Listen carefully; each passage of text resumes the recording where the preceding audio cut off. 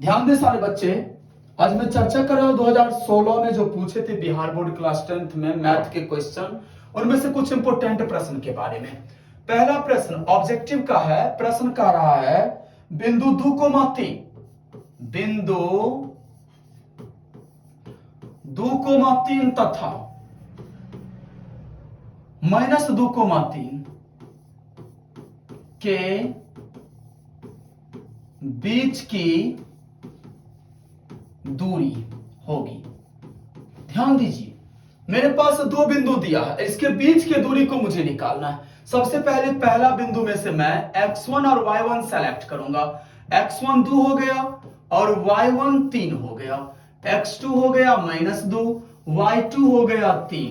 अब दूरी बराबर फॉर्मूला सबको पता है, root under x1 minus x2 का whole square plus y1 minus y2 का होल स्क्वायर। देन x1 मेरा 2 हो गया माइनस माइनस 2 का होल स्क्वायर प्लस y1 3 और माइनस 3 का होल स्क्वायर। तो 2 और माइनस माइनस प्लस, तो 2 2 4 स्क्वायर जोड़ 0 स्क्वायर, 4 चौक 16 मतलब 4 मात्रक। ये मेरा हो गया आंसर। जितने नंबर ऑप्शन पर होगा इसे हमें सेलेक्ट करना है, ठीक है ना। अब मैं चर्चा करता हूं क्वेश्चन नंबर 2 पर। उसे यार क्वेश्चन नंबर दूसरा पूछा था, एक द्विघात बहुपद QX दिया था। QX बराबर है x square minus x plus 4 और सवाल कर रहा है इसके शून्यक, इस द्विघात बहुपद के शून्यक अल्फा और बीटा है और हमें अल्फा प्लस बीटा का मान अर्थात अल्फा प्लस बीटा कहने का मतलब हो गया शून्यकों का योग निकालना है। आइए सबसे पहले एक्स स्क्वायर के गुणांक को a कहा जाता है, b हो गया x का गुणांक, c हो गया अचर पद और अल्फा प्लस बीटा मतलब शून्यकों का योग बराबर सूत्र होता है माइनस b बट्टा a। देन माइनस माइनस ए, दो बार माइनस क्यों, एक बार माइनस, सूत्र का ये लगाने और एक बार माइनस जो है वैल्यू है और बट्टा ए, तो माइनस माइनस प्लस सीधा 1/1 मतलब 1 हो गया इसका आंसर। अब चलिए सवाल नंबर 3। प्रश्न संख्या 3 कह रहा है दो वृत्त के क्षेत्रफल 4:9 के अनुपात में है। हमारे पास दो वृत्त हैं और दिया क्या है, दोनों वृत्त के क्षेत्रफल का अनुपात। तो मैं लिख सकता हूं पहले वृत्त का क्षेत्रफल अनुपात का मतलब होता है बट्टा बट्टा, अनुपात का मतलब बट्टा होता है, तो पहले वृत्त का क्षेत्रफल बट्टा दूसरे वृत्त का क्षेत्रफल। देन पहले वृत्त इसका दिया कितना है रेशियो 4:9, तो 4/9 मैं लिख सकता हूं। वृत्त का क्षेत्रफल होता है फॉर्मूला पाई आर स्क्वायर, चूंकि मेरे पास दो वृत्त है तो पाई r1 स्क्वायर बट्टा पाई r2 स्क्वायर बराबर 4/9। पाई और पाई कैंसिल हो गया, यहां मैं लिख सकता हूं r1 बट्टा r2 का होल स्क्वायर बराबर 2/3 का होल स्क्वायर, क्योंकि 2 दूना 4 3 तिया 9, ये स्क्वायर स्क्वायर कट गया तो इसके त्रिज्या का अनुपात हो गया 2:3। अब आइए सवाल नंबर 4। क्वेश्चन नंबर 4 सिंपल सा प्रश्न है, 4 नंबर का रहा है प्रश्न सेक स्क्वायर थीटा माइनस 1 का मान क्या होगा। तो इसका मान होता है tan स्क्वायर थीटा। आइए कैसे होगा मैं इस पर चर्चा करता हूं। सेक स्क्वायर थीटा बराबर फॉर्मूला होता है कर्ण स्क्वायर बट्टा आधार स्क्वायर, ठीक है ना। -1/1, तो सबसे पहले मैं इसका भिन्न का घटाव करता हूं तो बी स्क्वायर लघुत्तम, then H square minus B square. और आप सबको पता होगा कि कर्ण स्क्वायर माइनस लंब स्क्वायर बराबर सूत्र होता है, सॉरी कर्ण स्क्वायर माइनस आधार स्क्वायर बराबर सूत्र होता है लंब स्क्वायर और बट्टा बी स्क्वायर। तो लंब बट्टा आधार बराबर होता है tan, देन लंब स्क्वायर बट्टा आधार स्क्वायर tan स्क्वायर हो गया। आइए 5 नंबर क्वेश्चन। क्वेश्चन नंबर 5, ये इसमें ना एक चित्र दिया गया है, ध्यान दीजिए सवाल को समझिए। ये दो समांतर रेखा है और एक तीसरी रेखा इसे काट रही है। समझ रहे हैं ना? सवाल दिया है इसमें, इसका नाम L दिया है, इसका नाम M, और प्रश्न कर रहा है L समांतर M, और ये एंगल दिया है 3D प्लस 50 डिग्री, और ये एंगल दिया है 2D प्लस 20 डिग्री। हमें ना D का मान निकालना है, तो ध्यान दीजिए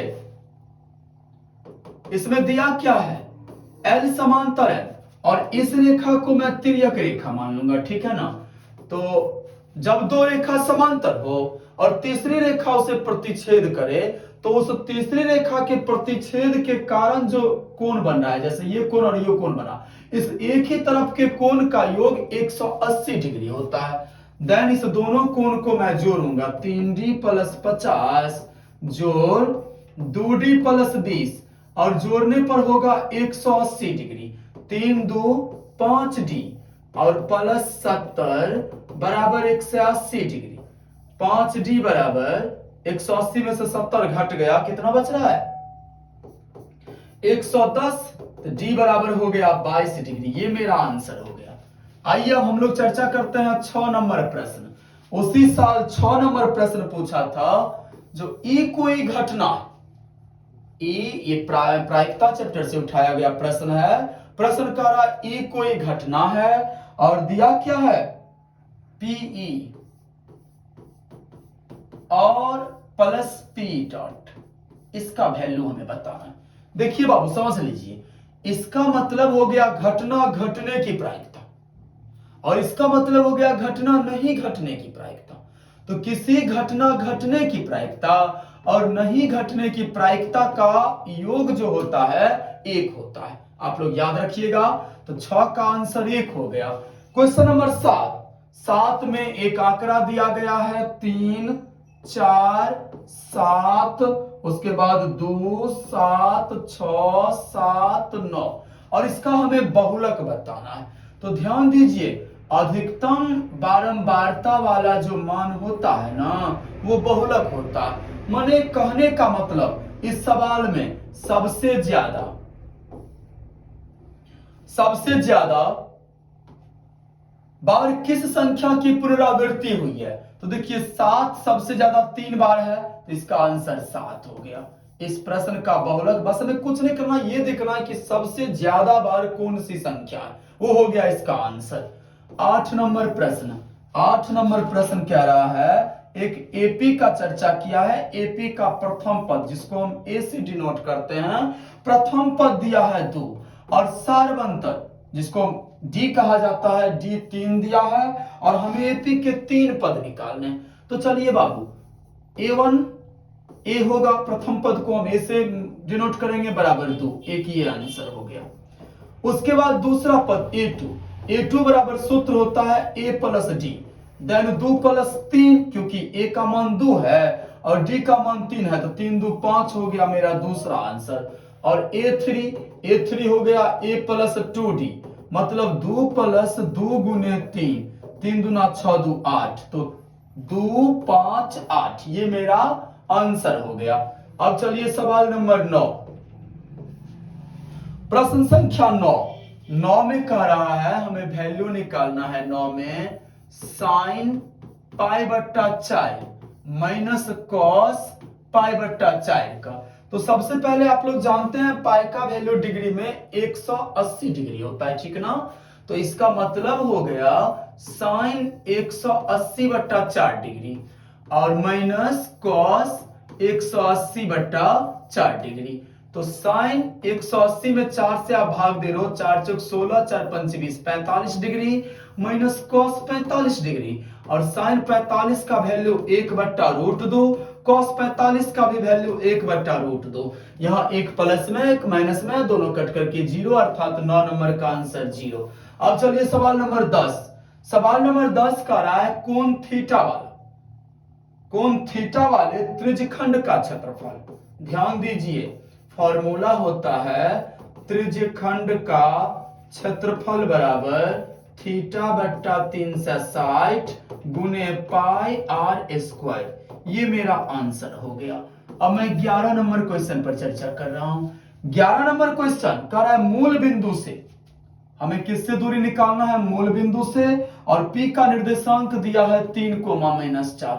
अब देखिए बाबू, इसमें x हो गया 3 और y हो गया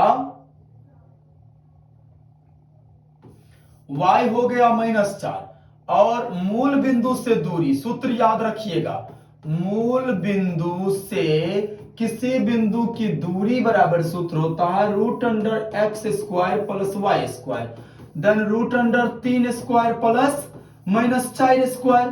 तो 3 तिया 9, 4 चौक 16, 16 9 25 रूट में, जिसका वर्गमूल 5 मात्रक, ठीक है ना। तो मूल बिंदु से बिंदु 3, -4 की दूरी हो गई 5 मात्रक। अब मैं 12 नंबर क्वेश्चन पर चर्चा कर रहा हूं। 12 में ध्यान दीजिए, सवाल कह रहा है एपी मेरे पास दिया हुआ है 2, 5, 8, 11 डॉट डॉट डॉट। इसका नौवां पद हमको बताना है कि भाई कितना होगा नौवां पद। आ जाइए, ए हो गया 2, प्रथम पद को ए कहा जाता है, और डी माने सारवंतर, डी निकालने का सूत्र होता है A2 - A1। मतलब दूसरा पद में से पहला पद को मैं क्या करूंगा, घटाव कर दूंगा। तो 5 में से 2 गया, 3 बच गया, और नौवां पद मतलब A9 निकालना है। आप जैमा पद निकालोगे ना, उससे फॉर्मूला उसका होता है A+, अगर नौवां पद में निकाल रहा हूं तो 8D। कहने का मतलब जो पद आप निकालोगे A+, उससे एक कम डी का मान, ठीक है ना। जैसे 20वां पद निकालते हैं तो A+ 19D। अब आइए, ए का मान 2 और प्लस 8 गुने 3, 2 + 8 = 24, 24 और 2 26 हो गया। ये 12 नंबर क्वेश्चन का आंसर। उसी और 13 नंबर क्वेश्चन पूछा था, ये रिक्त स्थान से संबंधित था, जो वर्ग चिन्ह बराबर सूत्र होता है ऊपरी वर्ग सीमा प्लस, उसके बाद था क्या, प्लस के बाद था बाबू डॉट डॉट डॉट और बट्टा 2। इसमें क्या हम भरेंगे, इसमें भरा जाएगा निचली वर्ग सीमा। क्या भरा जाएगा, निचली वर्ग सीमा। 14 नंबर प्रश्न का है, किसी वृत्त के बाह्य बिंदु से वृत्त पर खींची गई स्पर्श रेखा क्या होती है। ध्यान दीजिए, प्रमेय 10.21 होता है, जो क्या कहता है कि कोई बाह्य बिंदु से अगर मैं वृत्त पर स्पर्श रेखा खींचता हूं ना, तो ये स्पर्श रेखा जो होते हैं ना, ये परस्पर बराबर होते हैं। तो इसका आंसर हो गया समा या बराबर, ठीक है। चलिए